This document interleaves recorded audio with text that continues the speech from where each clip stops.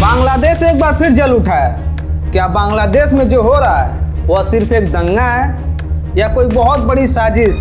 Media के दफ्तर को जलाकर क्या बांग्लादेश में कट्टरपंथी पाकिस्तान की विचारधारा लाना चाहते हैं? और हादी भारत के कौन से 7 राज्यों को बांग्लादेश में मिलाने की बात कह रहा था?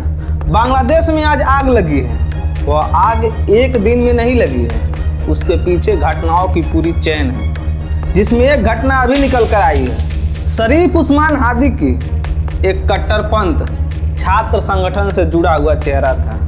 वह खुले तौर पर भारत विरोधी बयान देता था, भारत को तोड़ने की बात करता था, भारत के खिलाफ खाली जहर उगलता था, 1971 को साजिश बताता था और वो बांग्लादेश को इस्लामिक राष्ट्र की दिशा में ले जाने की बात करता था और कहता था कि बांग्लादेश में भारत परस्त सरकारें नहीं चाहिए। और इसी हादी ने भारत विरोधी नक्शा जारी किया था और कई भारतीय राज्यों को बांग्लादेश का हिस्सा बताता था। हादी बांग्लादेश के हिंसक प्रदर्शन के एक प्रमुख चेहरा बताया जाता था। जुलाई 2024 में शेख हसीना की तख्तापलट में भी यह शामिल था और 32 साल का हादी इनकलाब का प्रवक्ता था। दरअसल 12 दिसंबर को ई रिक्शा से वह जा रहा था। 2 लोग आए और उसे गोली मारकर चले गए। कुछ रिपोर्ट्स कहती हैं कि हमला टारगेटेड था, यह कोई रैंडम फायर नहीं था।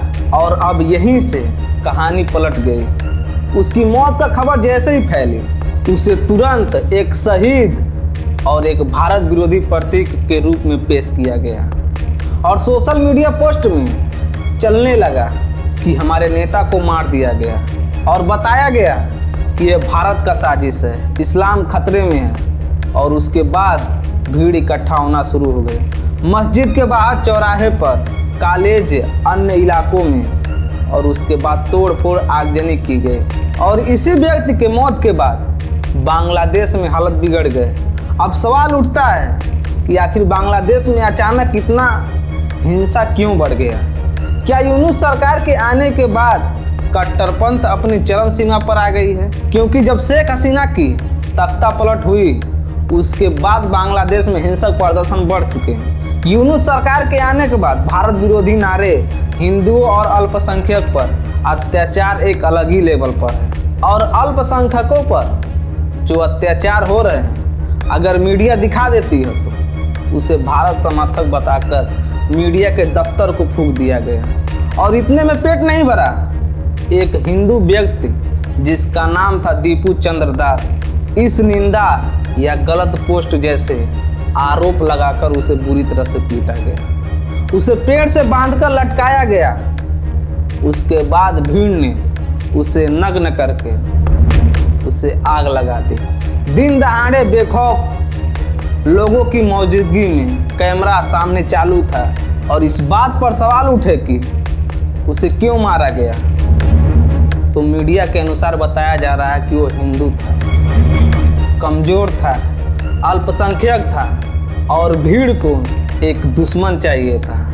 बांग्लादेश में अगस्त 2024 से जून 2025 तक लगभग 2500 के करीब हिंसक प्रदर्शन दर्ज हुए हैं, जिनमें हिंदू और अन्य अल्पसंख्यक के खिलाफ हत्या और बलात्कार का, पूजा स्थलों पर हमला भी शामिल है। और इतना ही नहीं, अगस्त 2024 के बाद कम से कम 23 हिंदू नागरिकों की मौत भी हुई है और इसी में 152 मंदिरों पर हमले भी दर्ज हुए हैं। और इसीलिए सवाल उठ रहे हैं, क्या अल्लाह के नाम पर किसी को मार कर जला देना यह कहाँ का इंसानियत? क्या यह नफरत इंसानियत को तार तार करने वाला नहीं है? जिस तरह बांग्लादेश में हिंदुओं और अल्पसंख्यकों को एक टारगेट की तरह मारा जा रहा है, क्या अब अल्पसंख्यक पर अत्याचार नहीं हो रहे हैं? और सबसे बड़ा सवाल, क्या यह साजिश पाकिस्तान से ऑपरेट किया जा रहा है? क्या इस साजिश में